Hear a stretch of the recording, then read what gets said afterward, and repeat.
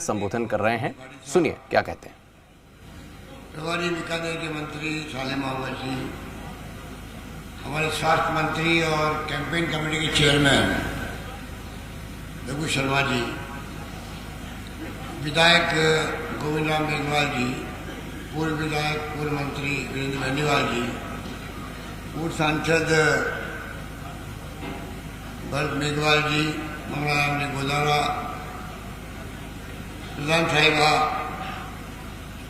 सुनीता चौहान जी, गोविंद राम जी गोदारा साहब, प्रधान मुनगन सर, सोनलाल गोदारा साहब शहर के अध्यक्ष, केसरा राम जी गोदारा, शिवलाल जी गोदारा, मुलाराम जी, यशपाल गहलोत जी अध्यक्ष शहर कांग्रेस कमेटी बीकानेर,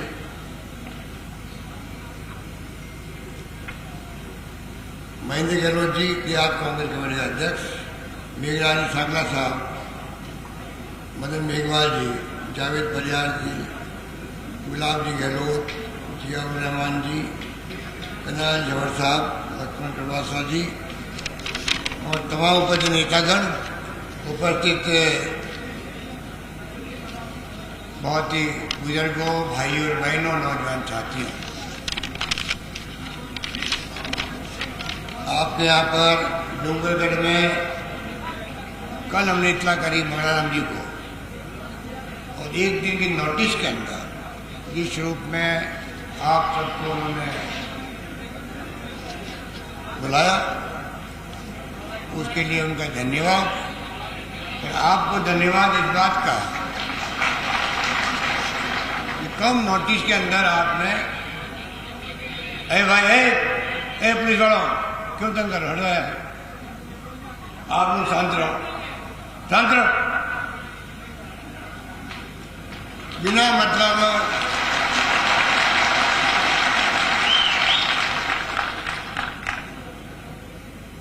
इतना कम समय में इतनी बड़ी तादाद में आना ही अपने आप में इस बात का प्रतीक है कि पिछले चुनाव में कुछ कारणों से आप मंगलाराम जी को कामयाब नहीं कर पाए। इस बात का दुख तो हम सबको है जो मंच से बैठे हुए हैं। मंगलाराम जी बहुत ही काबिल, कर्मठ, समर्पित, प्रतिबद्ध, सेवाभावी व्यक्तित्व के धनी हैं। उनका चुनाव जीतना जरूरी था हमारे लिए। परंतु ये लोकतंत्र है, कई समीकरण बदल जाते हैं और कई कारण बन जाते हैं। जैसे देखा आपने पिछली बार भी हमारी सरकार इतने अच्छे काम करने के बावजूद भी, पिछली बार आपके आशीर्वाद में मुख्यमंत्री था, दूसरी बार तब इतने काम किए तो पूरा यकीन था कि सरकार कांग्रेस की बनेगी, कोई कमी रखी नहीं थी। एमएलए थे मंगलाराम जी, जो एमएलए था 5 साल में वो काम मांगता थक गया और मैंने काम देता थका ही नहीं। मैं पूछता भाई और कोई काम, कोई काम नहीं। पेंशन भी दे दी, दवाएं फ्री भी कर दी, टेलीफोन आता था मंगलाराम जी का, या मूंगफली की फसल बात करने मूंगफली की फसल चल रही है, बिजली चाहिए, एक्स्ट्रा बिजली ठोको भाई बीकानेर डूंगरगढ़ के अंदर। इस प्रकार से हमने फैसले किए थे उस वक्त में। तो दुर्भाग्य थे हवा चली मोदी की, तो पता नहीं मोदी जी तारे तोड़ के ले आएगा जमीन पर, और मोदी मोदी मोदी करते करते कि ये असेंबली जीतेगा तो जाके प्रधानमंत्री बन पाएगा, इसको प्रधानमंत्री बनाना जरूरी है। एक नहीं सुनी हमारी। और ऊपर से मैंने कहा उस वक्त में सरकार हमारी बनेगी, फिर भी इतने अच्छे काम किए तो क्यों नहीं बनेगी। मैंने जनता को कहा था कि मीटिंगों के अंदर। फिर मैंने एक बार ये भी कहा अगर सरकार नहीं बनी तो याद रखना आने वाली गवर्नमेंट काम भी नहीं करेगी। और वही हुआ। वो वसुंधरा जी मेरी बात सुन ली, क्योंकि वो काम क्यों करते, काम के वोट मिलते नहीं। और 2-4 एमएलए गए, मैंने सुना उनके पास में सरकार बनने के बाद में 2-4 महीने बाद में कि मैडम कोई काम हो नहीं रहे, क्या मुँह गिरा है गाँव के अंदर। आपको पता उन्होंने क्या जवाब दिया? उन्होंने जवाब दिया कि सिविल लाइन में जो जयपुर में मेरा मकान वसुंधरा मकान आमने सामने है। उन्होंने कहा आपको पता मेरे सामने कौन रहता है? कहते वो पूर्व मुख्यमंत्री अशोक गहलोत रहता है। तो कहते समझ गए, जाके पूछ लो उसको, वो खूब काम करके देख लिया, वो वहां बैठा हुआ, मैं यहाँ बैठी हुई हूँ। उससे ही शुरुआत उसने करी, शासन करने की शुरुआत उससे करी। काम से कोई वोट नहीं मिलता, जनता से मिलो या नहीं मिलो कोई फर्क नहीं पड़ता है, वोट तो मिलते वैसे ही मिलते हैं। और 5 साल उन्होंने निकाल दिए, खूब शासन था। तमाम हमारी योजना रिफाइनरी की, मेट्रो की, ब्रॉडगेज की आदिवासियों में, टोंक करौली जुड़ना था ट्रेन से, बड़ी बड़ी योजना लेके आए। कोच फैक्ट्री लगनी थी भीलवाड़ा के अंदर, कोई मतलब नहीं उसको। रिफाइनरी सब प्रोजेक्ट भी उसने बर्बाद कर दिया। कहने का मतलब कि सब बात आपको मान, कितनी बार लाठीचार्ज हुआ आप सबको मालूम है। उनकी सरकार में लाठीचार्ज क्यों होता है? पहली बार मुख्यमंत्री बनी 90 लोग मारे गए थे, 90 लोग। घटसाना रावला को लोग भूले नहीं होंगे। 76 गुजर मारे गए थे। आप बताओ मेरे को, एक इंसान का मरना पुलिस गोली से क्या होता है? हुए क्योंकि उनकी सोच ऐसी है। उनकी सोच, मैं समझता हूं कि ये बीजेपी आरएसएस की सोच जो है वो अपने विरोध को सहन नहीं कर सकते। और गांधी जी ने कहा था लोकतंत्र के अंदर विपक्ष क्या कहता है उसका सम्मान होना चाहिए। अपना विरोधी कोई है अपनी पार्टी में भी मान लो, उसकी बात का भी सम्मान होना चाहिए। आपस में मोहल्ले वाले भी हैं, दोस्त भी हैं, वो विरोध बात करता है तो उसका सम्मान होना चाहिए। ये लोकतंत्र का कायदा है। ना मोदी जी न वसुंधरा जी विरोध को सहन कर ही नहीं सकती। इनका लोकतंत्र में यकीन है ही नहीं। ये लोकतंत्र का मुखौटा पहन करके राजनीति में उतरे हुए लोग हैं ये लोग। और कोई नीतियां नहीं है, कोई कार्यक्रम इनके पास नहीं है जनता के लिए जो कांग्रेस का मुकाबला कर सके। इसलिए 40 साल पहले लेके आए थे गौ माता को, गौ माता बंद करो हत्याएं। आपको याद होगा बुजुर्गों को बड़े बड़े आंदोलन हुआ करते थे, पार्लियामेंट घेराव होते थे, एक बार फायरिंग भी हो गई, लोग मारे गए थे। फिर छोड़ दिया गौ माता को, इससे वोट नहीं मिल रहे। राम मंदिर को पकड़ लिया, राम मंदिर। अब आप देख लीजिए 25 सालों बाद को राम मंदिर को हो गए। खाली चुनाव में इनको राम मंदिर याद आता, वरना राम मंदिर भी याद नहीं आता। और 5 साल पहले लोग कहने लगे थे कि यार मोदी जो है अगली बार कुछ ऐसा करेगा कि पाकिस्तान युद्ध करवा दे, भले पर चुनाव जीतना चाहेगा। ये किसी प्रधानमंत्री के बारे में ऐसी ओपिनियन बनना अच्छी बात नहीं। अच्छी बात नहीं कि प्रधानमंत्री तो जीतने की कुछ भी कर सकता है। ये इमेज बन जाए कि प्रधानमंत्री और अमित शाह की जोड़ी जो है ये कुछ भी कर सकती है चुनाव जीतने के लिए। और अमित शाह के मुंह से निकल भी गया 50 साल तक बीजेपी राज करेगी। 50 साल तक ये पूछो, अगर 50 साल राज तुम करोगे, पहले तय कर लिया तुम लोगों ने, लोकतंत्र की हत्या करके करोगे, संविधान की हत्या करके करोगे, तब कर पाओगे। बड़ा माई बाप तो आप लोग बैठे हो, जनता फैसला करेगी 50 साल तक तो राज करोगे। बड़ा इंदिरा गांधी चुनाव हार गई थी और 2.5 साल में आंधी चढ़ी। आप लोगों ने वापस इंदिरा गांधी को आशीर्वाद दिया, वापस बैठ गई कुर्सी में जाकर के प्रधानमंत्री बन गई। ये लोकतंत्र वो है, 1 सेकंड इंदिरा गांधी नहीं लगाया, चुनाव हारते ही मुरारजी भाई देसाई को लिया सत्ता सौंप दी। वो इंदिरा गांधी थी। इंदिरा गांधी को भी याद किया मोदी जी ने। 70 साल में क्या किया कांग्रेस ने? अरे 70 साल में क्या किया? अगर लोकतंत्र पाकिस्तान के जिंदा नहीं रहता देश में, प्रधानमंत्री जी आप प्रधानमंत्री कभी नहीं बन पाते। सैनिकों में शासन होता है। इंदिरा गांधी ने जान दे दी अपनी, खालिस्तान नहीं बनने दिया, देश में टुकड़े नहीं होने दिया, पंजाब को अलग नहीं होने दिया। हम भूल जाते हैं। क्या मोदी जी को गर्व नहीं होना चाहिए? हमारे देश में प्रधानमंत्री नेहरू जी हुए थे तो आधारभूत ढांचा मजबूत कर दिया देश का। बड़े बड़े कल कारखाने लगा दिए इस्पात के और बड़े बड़े बांध बना दिए। हमें गर्व है कि पंडित नेहरू नेता हमारे जिनका दुनिया में नाम था। कभी मोदी जी मुझसे सुना हो? नहीं। मोदी जी पंडित नेहरू के बारे में जो चला रहे सोशल मीडिया में RSS बीजेपी वाले, इतनी घटिया बातें कभी जिंदगी में कोई सोच नहीं सकता वो चल रही है। पंडित नेहरू जैसे व्यक्तित्व के बारे में जो 12 साल से जेल में बंद रहा अंग्रेजों के जमाने के अंदर, 12 साल से जेल में बंद रहा, किसे कहते हैं? ना पंखे थे ना बिजली थी। उसके बारे में इंदिरा गांधी ने बांग्लादेश आजाद करवा दिया। अभी तो ये सर्जिकल स्ट्राइक करी। हमें गर्व है कि हमारी सेनाओं ने सर्जिकल स्ट्राइक करी। एयरफोर्स हो, आर्मी हो, नेवी हो, इनके जाबाज, इनके बहादुर लोगों पे हमेशा पूरे मुल्कों को गर्व रहा है। उस पर ये फैला रहे कि तो साहब कांग्रेस वाले तो क्वेश्चन पैदा कर रहे हैं। इनको पूछा आपके मुंह से कभी बात निकली है कि आपने सर्जिकल स्ट्राइक की, 15 मिनट 13 मिनट जाके आ गए आप तो। और इंदिरा गांधी ने पाकिस्तान के 2 टुकड़े कर दिए, बांग्लादेश बना दिया, बांग्लादेश का उदय कर दिया और साथ में 90,000 लगभग 1 लाख सैनिकों को, उनके जनरल, मेजर, कर्नल, सबके हथियार सरेंडर करवा दिए। दुनिया के इतिहास में कभी सुना किसी ने? क्या मोदी जी को गर्व नहीं है इस बात का कि हमारा मुल्क का प्रधानमंत्री बना है? 30 साल के बाद में स्पेशल बहुमत मिला उनको। हालांकि आपको मालूम होना चाहिए मोदी जी गवर्नमेंट नहीं करना चाहिए था आपको।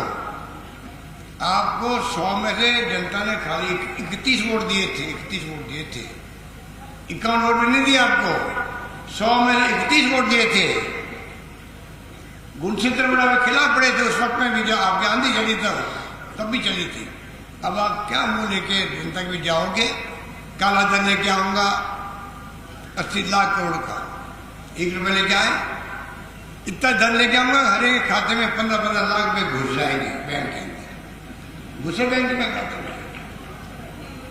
किसी के खाते में आए पैसे 15 लाख रुपए? कैसे आए? नहीं आए। गरीब आदमी जरा बैंक के बाहर खड़ा हो जाता तो सुबह साहब मेरे खाते में पैसा आए क्या? बैंक के मैनेजर जवाब दे दुखी हो गए साहब नहीं आए। फिर जाता फिर आए क्या साहब? क्या साहब नहीं आए। कैसे आते? वो खाली जुमला था उनका। 2 करोड़ नौजवान रोजगार देंगे, वो जुमले रह गए। आज वक्त है चुनाव का, लोकतंत्र का तकाजा है। विपक्ष में राहुल गांधी है, वो सवाल पूछते हैं, आप जवाब दो कि आपने पहले वादों में क्या हुआ। कायदा होता है लोकतंत्र में, सवाल विपक्ष पूछता है, जनता पूछती है भाई आपने हमसे वादे किए थे ब्लैक मनी लाने के, रोजगार देने के, महंगाई कम करने के। राहुल गांधी पूछता है राफेल का लड़ाकू विमान 526 करोड़ का था यूपीए गवर्नमेंट में, वो एकदम 1600 करोड़ ज़्यादा कैसे हो गया? कोई जवाब नहीं दे रहे। जवाब देना पड़ेगा मोदी जी को चुनाव में। ना जवाब देते हैं वो, ना 5 साल की उपलब्धि बताते हैं, ना आगे की योजना बताते हैं। वो खाली कश्मीर को लेकर के, आतंकवाद को लेकर के, राहुल गांधी के ऊपर इतने निम्न स्तर के आरोप लगा करके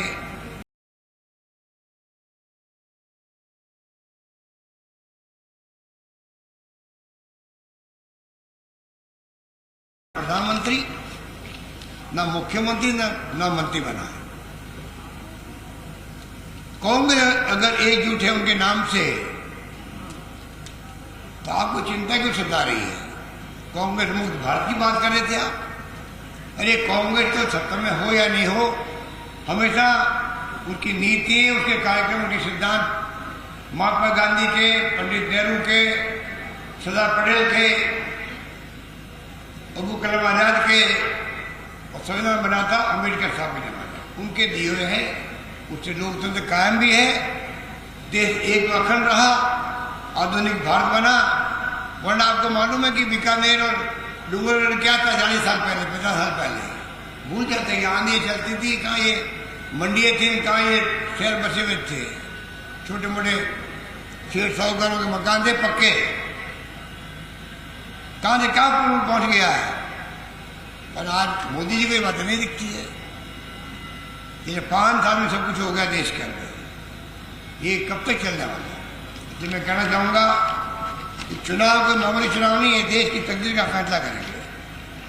मोदी जी जैसे पार्टी में वापस चुनाव जीत के आ गए तो आप दिमाग में रखो, आगे चुनाव होंगे कोई गारंटी नहीं है। 50 साल तक राज करेंगे। ये बात मैं गंभीरता से कह रहा हूँ, मेरा कोई राजनीतिक बात करने का उद्देश्य नहीं है। पूरे मुल्क के लोग घबराए हुए हैं, ये मीडिया वाले हों, मीडिया हाउसेज वाले, ये खुद दबाव में काम कर रहे हैं। मीडिया दिखा नहीं रहा है कांग्रेस की उपलब्धियों को, कांग्रेस के नेताओं को। मोदी मोदी मोदी चल रहा है देश के अंदर, कुछ मीडिया वाले हिम्मत कर रहे हैं, बाकी तो दबाव में है वो।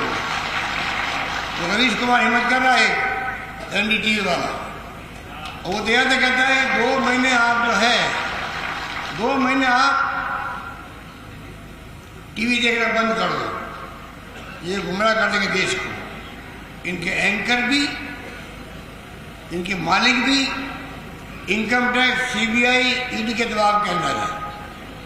मजबूरी में वो चाहते हुए निष्पक्ष नहीं बना पा रहे हैं जनता। क्या सच्चाई है। और कहीं जनता गुमराह हो गई कि भाई ये तो मोदी मोदी आ रहा है, मोदी सब कुछ दिखता है। राष्ट्रभक्ति की बात मोदी के नाम से, वो राष्ट्रभक्त हैं और हम लोग यहाँ बैठे हुए सभी राष्ट्र विरोधी है। आप कल्पना कीजिए, जिनकी सोच ये हो कि बीजेपी का फॉर्म भरो तब वो असली हिंदू बनता है। हम हिंदू नहीं है क्या? इस प्रकार की सोच के साथ राजनीति देश में हो रही है।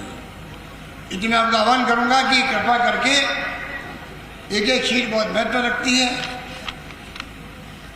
इस सीट को आप लोग किसी भी कीमत पर आप लोग कामयाब करो। हम चुनाव जीत के जाएं, केंद्र में झंडा बुलंद हो कांग्रेस का, वापस राज्य में हो, ये हमारा सपना होना चाहिए। और कांग्रेस पार्टी की जरूरत है देश को। आज देशवासी कहने लगे हैं लोग सब, जो राहुल गांधी जी बार बार कहते हैं कि लोग आज घृणा का माहौल है, नफरत का माहौल है, हिंसा का माहौल है देश में, जो नहीं होना चाहिए। आप प्यार से, भाईचारे से राजनीति करो। हमारी कोई अदावत नहीं है बीजेपी से, आरएसएस से। उनकी विचारधारा रहेगी देश के अंदर, वो रहे, अपनी जगह रहे। हम खाली जनता के दरबार में जाकर अपनी बात कहें, वो अपनी बात कहें, जनता फैसला करे, वो फैसला सबको मंजूर हो। ये लोकतंत्र का कायदा है। ये राहुल गांधी का सपना है, राहुल गांधी की सोच है। तो इन लोगों के लिए ये सोच कोई मायने नहीं रखती है। ये लोग शुरू से इनका सोच ऐसे ही रहा है। ये मैं आपको निवेदन करना चाहता हूँ। बाकी आप निश्चित रहो, जो भी विकास के काम है, लंबी चौड़ी फहरिस्त है। सरकार बन रही, हमने कर्जे माफ कर दिए, सीसी बैंक के भी कर दिए, भूमि विकास बैंक के कर दिए। इन लोगों की रहन रखी हुई जमीनें थी वो छूट सके, और तमाम कर्जे जो माफ किए हमने कोऑपरेटिव बैंकों के, उसी ढंग से नेशनल बैंक है, उनके कर्जे माफ करने के लिए हम लोगों ने बातचीत शुरू करी है बैंकों से, कॉमर्शियल बैंकों से भी 2 लाख तक के कर्जे माफ करने का हम प्रयास कर रहे हैं, वहाँ पे भी कर रहे हैं। 5 साल तक बिजली की दरें नहीं बढ़ाएंगे, ये हमने पहले घोषणा कर दी। 1 लाख कनेक्शन, कृषि कनेक्शन दे रहे हैं 6 जून तक, मार्च तक आ गया है, चालू है काम। 1 लाख कनेक्शन जून तक मिल जाएंगे।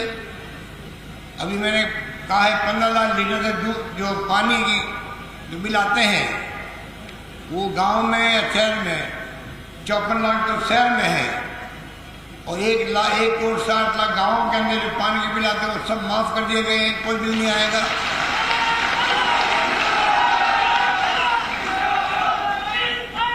पेंशन बढ़ा दी हमने, पेंशन बढ़ा दी 500 750, 750 हजार प्रति व्यक्ति, पत्नी पत्नी तो डबल है। मोदी जी 2000 रुपये भेज करके बाबा ले रहे हैं। हम दे रहे 24,000 रुपये पति पत्नी को, 18,000 दे रहे हैं अगर कम उम्र है तो पेंशन में। 2 रुपये किलो में हमने 1 रुपये किलो गेहूँ देना शुरू कर दिया है गरीबों को। 1.5 करोड़ लोग हैं वो। दूध के लिए हमने 2 रुपये प्रति लीटर बोनस देना शुरू कर दिया है। बेरोजगारों को 3,000 रुपये और 3,500 रुपये प्रति माह भत्ता देना शुरू कर दिया है। लड़कियों की शिक्षा फ्री कर दी है, पहले 12वीं तक थी, अब कॉलेज तक भी कर दी है। कहने का मतलब है कि बहुत कुछ किया गया है, बहुत कुछ किया गया। इतने कम समय में, अभी पायलट साहब कह रहे थे आपको, इतने कम समय में 21 फैसले हमने किए हैं और एक से एक बढ़कर के। ये तो मैंने कुछ फैसले बताया आपको, एक से एक बढ़कर के। आप निश्चिंत रहें, ये सरकार किसानों की है, गांव वालों की है, गरीबों की है, दलितों की है, पिछड़ों की है, अल्पसंख्यकों की है, छत्तीस कौम की जो गरीब है। 10% जो जनरल कास्ट के लोग थे वो आरक्षण में हमने खाली घोषणा नहीं करी है, उसको लागू कर दिया राजस्थान के अंदर। ये मैं निवेदन करना चाहता हूँ। नोटिफिकेशन निकल चुका है, कोई कमी नहीं रखी है, आगे में नहीं रखेंगे, या आप निश्चिंत रहें। इसलिए मैं आपको इतना ही कहना चाहूँगा कि कृपा करके आप लोग, क्योंकि पता नहीं क्या श्राप लग गया है। कोई जमाने में बीकानेर गढ़ था कांग्रेस का, गंगानगर से लगा करके हनुमानगढ़, बीकानेर, चूरू, सीकर, झुंझुनू, नागौर, जोधपुर, पूरा राजस्थान गढ़ ही गढ़ था। और बीकानेर के अंदर पता नहीं हमने क्या गलती कर दी है कि जिसके कारण से हम चुनाव कामयाब हो नहीं पाते पूरी तरह से। या तो आप हमें गलतियां बताओ, हम कोई मोदी जी की तरह, जो मोदी जी मन की बात कहते हैं हर सप्ताह संडे को, वो मोदी जी अपनी मन की बात कहते हैं नहीं, वो मोदी जी मन की बात थोपते हैं, जनता को थोपते हैं। और राहुल गांधी कहते हैं आप जनता की बात सुनो, जनता क्या चाहती है, विभिन्न वर्ग क्या चाहते हैं। वो कुलियों में भी गए, रेलवे कुलियों से जाके मिले, मछुआरे जाके मिले, रिक्शा वालों से मिले, रेडी वालों से मिले, ठेला वालों से। बताओ आप क्या चाहते हो? वो हम अपने मैनिफेस्टो में लिखेंगे, घोषणा पत्र में लिखेंगे। राहुल गांधी की सोच ये है, थोपो मत, जनता जो बात कहती है उसको सुन करके हम राज करना चाहते हैं। तो कृपा करके बता दो भैया, अभी नहीं बता सको तो कोई बात नहीं, आप बंगला नाम लिखो, या तो लिख के देना है, काम में जाके कहना मैं ये आपने गलतियाँ करी है, बंगला नाम जाके हमें बता देंगे ये गलती कांग्रेस हुई, तो कम से कम वो गलती हम सुधार लें। लोकतंत्र है, हमारा कोई घमंड नहीं है, अहम नहीं है, हमें ना घमंड है ना अहम है। मोदी जी की तरह, वसुंधरा जी की तरह वो अहम घमंड में ही राज करना जानते हैं। हम चाहते हैं कि हम जनता की भावनाओं को कैसे अंगीकार करें, किस प्रकार आत्मसात करें, अपने दुख दर्द को समझें, उस रूप में राज करें जनता की भलाई के लिए। इतना फर्क है। मोदी जी तो इस प्रकार से जब हम कहते हैं आपको कि मन की बात सुन के करना चाहते हैं, हम थोपना नहीं चाहते, ना हमें घमंड ना अहम है। मोदी जी में बहुत बड़ा घमंड है, जिस प्रकार से बोलते हैं, आलोचनाएं करते हैं विपक्ष की। बाहर के मुल्कों में जाकर के उन्होंने छोड़ा, 70 साल में कांग्रेस, 70 साल में देश में कुछ नहीं हुआ, मेरे राज में सब कुछ हो रहा। अरे भाई, आप दुनिया के मुल्कों में जाके कोई प्रधानमंत्री ने इतिहास के अंदर अपने मुल्क की बुराई नहीं करी है कि पिछली सरकार ने काम किया नहीं किया, क्या रहा क्या नहीं रहा, ये कभी नहीं हुआ। मोदी जी से बोलते हैं, ये कोई अच्छी बात नहीं है। इसलिए मैं कहना चाहूँगा, कृपा करके आप पुरानी बातों को भूलो। जो काम करेगा उससे गलतियाँ भी होगी। हमने काम किया है, 70 साल तक कुछ गलती हुई होगी। जो काम नहीं करेगा उससे गलतियाँ क्या होगी, उसे क्या पूछोगे आप। इसलिए कृपा करके पुरानी बातों भूलो। और बीकानेर की धरती से मैं बोल रहा हूँ पूरे संभाग के लिए, पूरा बीकानेर संभाग इस बार तीनों सीटें कांग्रेस की झोली में डालो। ये मैं आपका आह्वान करता हूँ। धन्यवाद। जय हिंद। धन्यवाद। मैं आदरणीय